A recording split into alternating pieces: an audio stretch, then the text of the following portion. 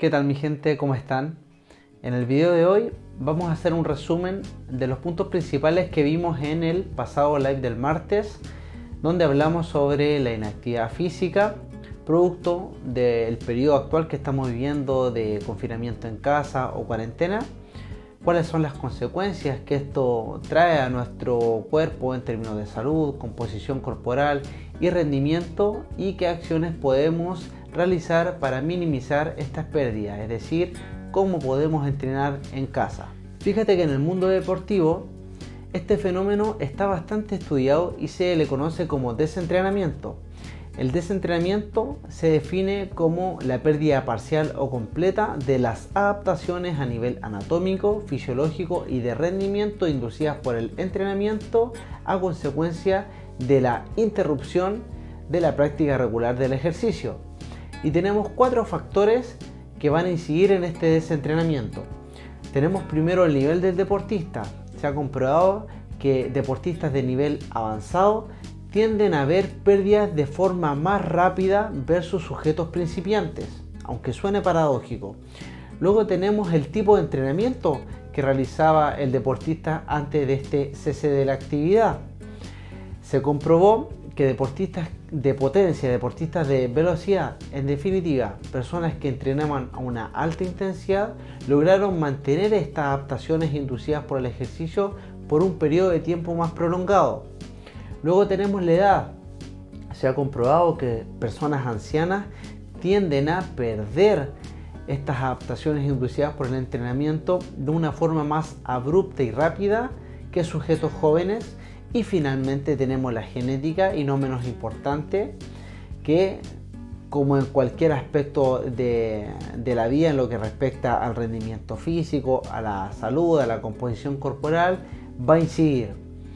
De fábrica, cada uno de nosotros venimos con ciertas cualidades físicas, entonces la genética siempre te va a condicionar. Finalmente tenemos la clasificación del desentrenamiento. Según su duración, puede ser clasificado en corta duración, un periodo inferior a 4 semanas, o larga duración, un periodo superior a 4 semanas. Para cerrar este primer punto, me gustaría señalar lo siguiente.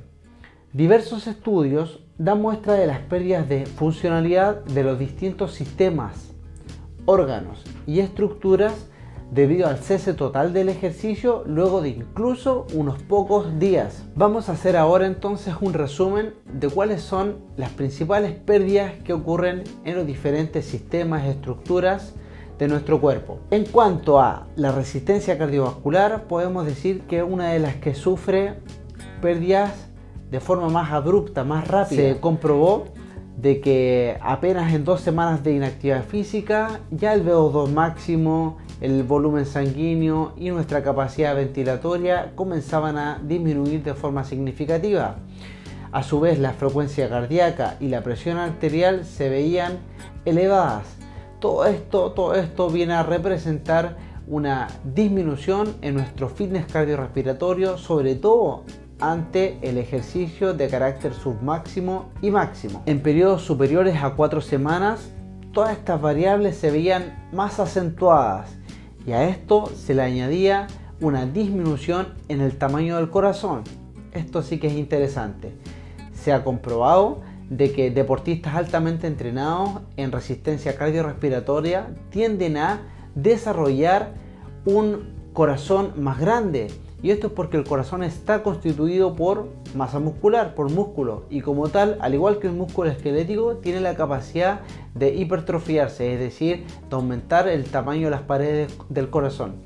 Bien, con periodos de inactividad superiores a 4 semanas, ya se comenzaba a apreciar una pérdida en cuanto al tamaño de las paredes del corazón. Todo esto, en definitiva, viene a representar una merma en cuanto a la eficiencia de nuestro sistema cardiorrespiratorio. En el caso de las adaptaciones relacionadas con la masa muscular y la fuerza, se comprobó que estas comenzaban a disminuir a partir de la 3ª o 4ª semana. Es a partir del mes donde ya se dispara la atrofia muscular y la pérdida de fuerza. A esto además se le añadía que aumentaba la proporción de fibras lentas y disminuía la proporción de fibras de contracción rápida. A nivel metabólico se observó una disminución en la sensibilidad a la insulina y también se perjudicó la flexibilidad metabólica. ¿Qué significa esto? Que al retomar el ejercicio físico se apreció que los deportistas utilizaban en mayor medida los carbohidratos como sustrato energético y disminuía la utilización de las grasas. En cuanto a la flexibilidad, hay un estudio que puntualiza una disminución en la flexibilidad de tronco, cadera, hombro y columna de entre un 7 y un 30% luego de un periodo de inactividad de 4 semanas.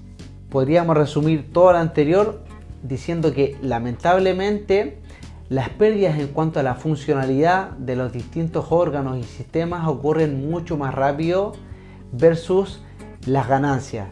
Dicho de otro modo, cuesta tanto ver una ganancia en cuanto a nuestro rendimiento físico, en cuanto a nuestra composición corporal, en cuanto al tamaño de nuestros músculos, y es tan fácil perderlo que de verdad no vale la pena interrumpir el entrenamiento por un periodo tan prolongado. Vamos a pasar ahora a cuál es esa dosis de ejercicio mínima efectiva para lograr mantener todas estas adaptaciones inducidas por el entrenamiento.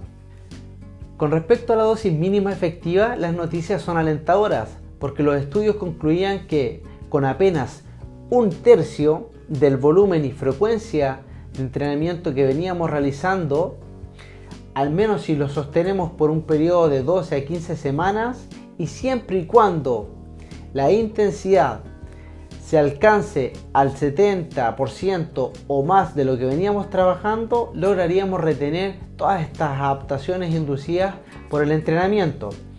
Ahora bien, aquí puede estar la problemática de cara a afrontar el entrenamiento de musculación, porque en la intensidad se mide en relación al porcentaje de un RM, de una repetición máxima, o dicho de otro modo, con la carga que nosotros seamos capaces de movilizar. Por tanto, sabemos que hay limitantes en cuanto al equipamiento que tenemos en casa, entonces es bastante probable que no podamos cumplir con esta condición de llegar al 70% o más de la intensidad. ¿Qué es lo que sugiero yo entonces para compensar? Aumentar el volumen y aumentar la frecuencia. Yo de verdad que te aconsejo mantener el mismo volumen, es decir, las mismas series semanales que realices por grupo muscular y la misma frecuencia de entrenamiento, es decir, entrenar la misma cantidad de días que realizabas por semana. También sería aconsejable acortar los tiempos de descanso y agrupar los ejercicios en 2 o 3 de manera de poder generar un mayor estrés metabólico, que es uno de los mecanismos que gatilla el proceso de hipertrofia muscular. En este mismo sentido, también sería interesante tratar de agregar algo de carga externa, es decir, no trabajar solo con tu peso corporal, porque quizás es bastante probable que si tú ya eres de un nivel intermedio o avanzado, te quedes corto trabajando solo con tu peso corporal. Entonces ocupa tu creatividad y agrega algo de carga externa, por ejemplo, utilizando una mochila lastrada con botellas con agua o con libros, de manera que le puedas dar ese estímulo a tu musculatura. Recuerda, nuestro cuerpo, nuestros músculos, no entienden ni de mancuernas, ni de pesas, ni de banda elástica. Nuestros cuerpos, nuestros músculos responden a estímulos. Entonces, preocúpate de darle el estímulo adecuado. ¿Cómo voy a realizar esto? Mediante la percepción del esfuerzo. Tienes que en cada serie llevarla prácticamente al fallo o muy cerca del fallo, de manera que la percepción del esfuerzo sea elevada. Y tampoco debemos olvidar nuestro sistema cardiorrespiratorio.